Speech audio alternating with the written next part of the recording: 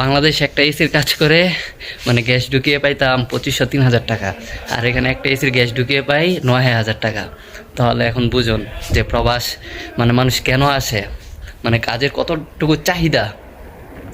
আসসালামু আলাইকুম, আমি সজীব, আশা করি সকালে ভালো আছেন। প্রবাসী জীবন থেকে এই যে দেখুন একটা সৌদির একটা বাড়িতে আসলাম একটা এসি গ্যাস ঢুকানোর জন্য।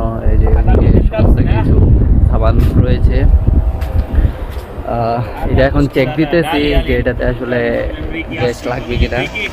আর ওই দিক দিয়ে বড় ভাই আছে, ওনারা কথা বলতেছে যে তাদের সাথে যে এটার আসলে সৌদির নিয়মটা কি, যে কথাবার্তা ফাইনাল করে তারপরে গ্যাস দিতে হবে। যেই সৌদির বাড়িতে কাজ করতে আসছি একদম রাজকীয় বাড়ি। যদি একটু বাইরটা দেখাই, এই যে দেখুন, এই যে এটার ভিতরটা একটু দেখাই, একদম রাজকীয়ভাবে থাকে। ওনার হাজবেন্ড